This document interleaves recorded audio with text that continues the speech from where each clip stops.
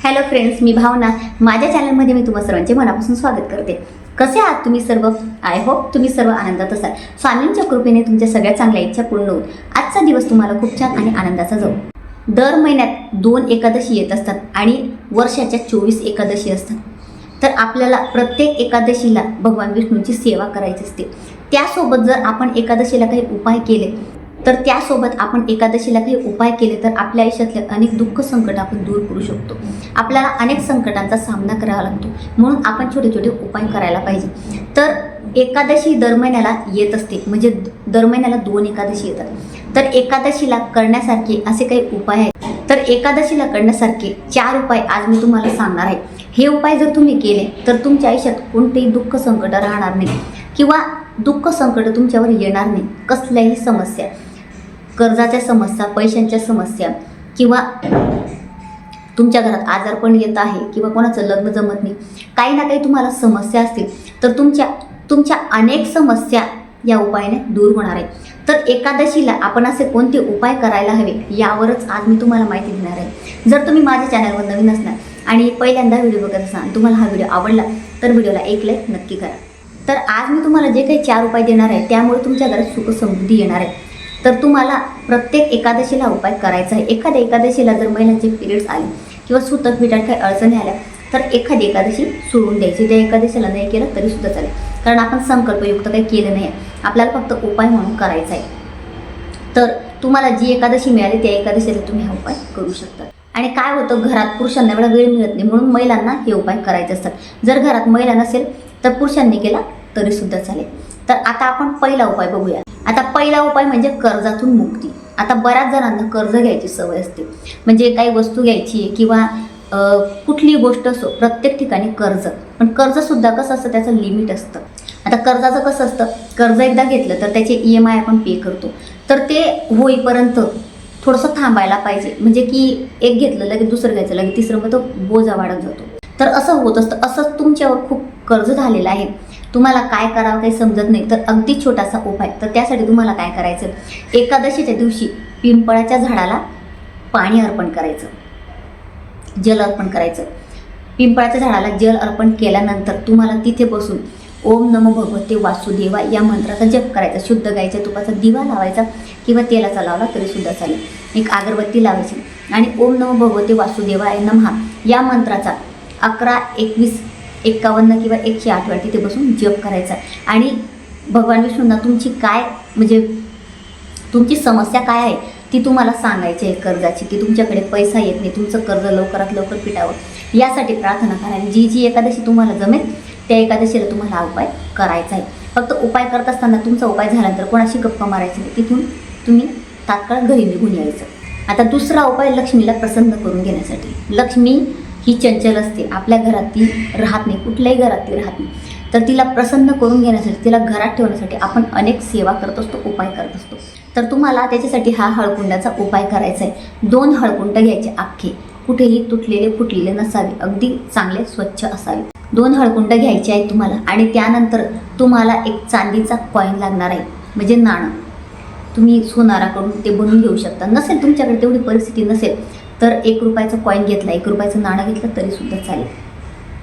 ते नाणं आणि ती हळकुंड तुम्हाला एका डिशमध्ये घ्यायची आहे. एका डिशमध्ये घेतल्यानंतर देवघराच्या समोर बसायचं, धूपदीप लावायचं आणि त्यानंतर तुम्हाला तिथे बसून श्रीसूक्तम आणि लक्ष्मीच्या समोर बसून तुम्हाला श्रीसूक्तमचा पाठ करायचा आहे. 1, 3, 5, 7, 9, 11 किंवा 21 वेळा याचा पाठ करायचा किंवा 16 वेळा करा. तुम्हाला जसं शक्य होईल तसा 1 वेळा याचा पाठ करायचा, 1 वेळा ते पठण करायचं. 1च्या वरती जर तुम्ही करणार तर फलश्रुती आपण एकदाच करतो. 1च्या वरती जर करणार तर मग श्रीसूक्तमचा पाठ झाल्यानंतर शेवटच्या वेळी तुम्हाला फलश्रुती फक्त एकदाच पठण करायचे आहे. समजलं असेल तुम्हाला.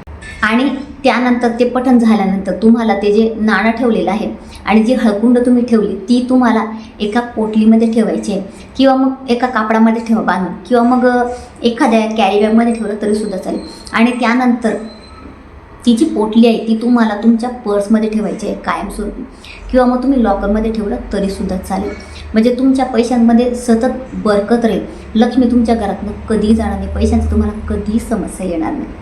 आता हा झाला दुसरा उपाय. आता आपला तिसरा उपाय. वैवाहिक जीवनात सुख येण्यासाठी नवरा बायकोचं नातं असं असतं की म्हणजे त्यात गोडवा पाहिजे तरच ते नातं टिकतं. असे मला बरेच कमेंट्स येत असतात की ताई आमचं दोघांचं पटत नाही. म्हणजे थोडेफार खटके ठीक आहेत, पण बऱ्याच जणांचं काय होतं की रोजचे खटके होतात. आता त्याचे कारणं अनेक असू शकतात. एकमेकांशी पटत नाही किंवा पैशांच्या समस्या असतात, घरात सततचं आजारपण असतं किंवा घरात दुसरे व्यक्ती कोणी असतील त्यांचा त्रास असेल, मुलं ऐकत नाही, काही ना काही असतं, त्यामुळे नवरा बायकोमध्ये खटके होतात. तर तुमचं असं होत असेल तर तुमच्या दोघांचे सततचे वाद होतात, त्यामुळे तुम्हाला मनस्ताप होतो, तुमचं नातं पहिल्यासारखं राहिलं नाही आहे. तर तुम्हाला तुमच्या वैवाहिक जीवनात सुख हवं असेल, पहिल्यासारखं तुमचं नातं व्हावं, म्हणजे लक्ष्मीनारायणाचा जोडा आपला व्हावा, त्यांच्यासारखं नातं आपलं तयार व्हावं, यासाठी तुम्हाला हा एकादशीला उपाय करायचा आहे. तर काय करायचं, सकाळी उठल्यानंतर तुळशी मातेची पूजा करायची. तुळशी मातेची पूजा करायची म्हणजे तुम्हाला एकादशीला तुळशीला पाणी देता येणार नाही, म्हणजे जल अर्पण करायचं नाही, फक्त तिची पूजा करायची, धूप दीप तिला दाखवायचा, कारण त्या दिवशी तिचं सुद्धा व्रत असतं. पण तो पूजा तुम्ही करू शकतात. आणि त्यानंतर भगवान विष्णूंची म्हणजे तुमच्या घरात बाळकृष्णाची मूर्ती असेल त्याची अभिषेक करा, विधिवत पूजा करा. अभिषेक शक्य नसेल तर विधिवत पूजा करा. बाळकृष्णाला पिवळ्या रंगाचं किंवा पांढऱ्या रंगाचं फूल अर्पण करा आणि ओम नमो भगवते वासुदेवाय या मंत्राचा 11 वेळा किंवा 21 वेळा जप करा. आणि त्यानंतर हा उपाय पती किंवा पत्नी दोघांपैकी कोणीही करू शकतं. 2 वेलची, अख्ख्या वेलच्या घ्यायच्या, अख्ख्या वेलच्या येतात बघा त्या, ती वेलची चांगली पाहिजे, पिवळी पडलेली नको. जर तुमच्याकडे जुन्या असतील तर नवीन तुम्ही घेऊन या मार्केटमधून.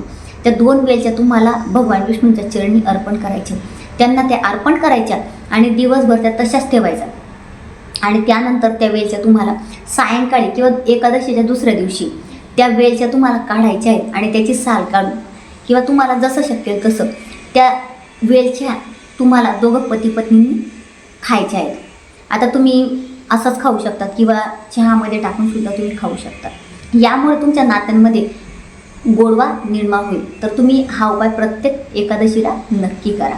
चौथा उपाय म्हणजे घरात सुखशांती येण्यासाठी आणि ग्रहांचे दोष नष्ट होण्यासाठी. आता आपल्या घरात अनेक व्यक्ती राहतात, तर कोणाचा ग्रह कोणता कमजोर होतो तर कोणाचा कोणता, म्हणजे सगळ्यांचे ग्रह शांत राहावे, कोणाचा ग्रह खराब होऊ नये, घरात सुख समृद्धी यावी, वैभव आपल्याला प्राप्त व्हावं, सगळ्या गोष्टी घरात चांगल्या व्हाव्या, यासाठी तुम्हाला हा उपाय करायचा आहे. तर घरात एका व्यक्तीने एकादशी दिवशी हा उपाय केला तरीसुद्धा चालेल. आता हा उपाय महिलांनी करायचा आहे. जर महिला नसेल घरात तर दुसऱ्यांनी केला, पुरुषांनी वगैरे तरी चालेल, परंतु महिला असेल तर महिलांनीच करा. तर हा उपाय करत असताना तुम्हाला सकाळीच करायचा आहे. सकाळी तुळशी मातेची पूजा करायची. आता जल तर अर्पण करता येणार नाही, तिची विधिवत पूजा करा. जो मंत्र दिसत आहे त्या मंत्राचा तुम्हाला 11 वेळा किंवा 21 वेळा जप करायचा आहे. अगदी म्हणजे अतिशय प्रभावशाली मंत्र आहे हा, म्हणजे तुळशीचा मंत्र आहे. या मंत्रामुळे तुमच्या घरात सुख समृद्धी येईल. तुमच्या घरात जे काही कोणाला दोष लागले आहेत, वाईट दोष, तुमचे ग्रह खराब झाले ते चांगले होतील. तर हा उपाय तुम्ही नक्की करा. बघा आपल्या घरात अनेक अडचणी आपल्याला दिसत असतात, तर आपल्याला त्यात थोडी म्हणजे काही ना काही उपाय करत राहावं लागतं. देवाचं तर आपल्याला करायचं, सेवा तर करायचं, त्यासोबत उपाय पण करत चाला. म्हणजे तुम्हाला जे जे शक्य होईल तसं तुम्ही करत चाला, म्हणजे तुम्हाला आयुष्यात कधी अडचणी दिसणारच नाही. आणि मग काय होतं, बऱ्याच मग कमेंट्स येतात, ताई असं होतं तसं होतं, आम्हाला खूप दुःखांचा सामना करावा लागतो. तर मी जे सांगते ना, तुम्ही फक्त म्हणजे व्हिडिओ बघू नका, व्हिडिओ बघून हे उपाय या सेवासुद्धा करत चाला, म्हणजे तुम्हाला आयुष्यात कधीच काही अडचणी दिसणार नाही. आता जे उपाय मी तुम्हाला सांगितले ते उपाय म्हणजे करत असताना घरातल्या एका व्यक्तीने केले तरीसुद्धा चालेल, दोघांनीच करायचं असं नाही. जेव्हा एक व्यक्ती घरातली म्हणजे महिला किंवा पुरुष एक व्यक्ती जरी घरात काहीतरी म्हणजे करते, सेवा म्हणा उपाय म्हणा, तर त्याचं फळ संपूर्ण परिवाराला मिळत असतं. म्हणून फक्त महिलांनी जरी हे उपाय केले तरीसुद्धा पूर्ण घराला त्याचं फळ मिळणार आहे. म्हणून असे छोटे छोटे उपाय करत चला आणि तुमच्या आयुष्यात तुम्ही सुख आणा, कारण आपल्या आयुष्यात आपल्याला सुख आणायचं असतं, दुसरं कोणीच आणू शकत नाही. तर असे उपाय करत राहा, सेवा करत राहा, बस माझं एवढंच म्हणणं आहे.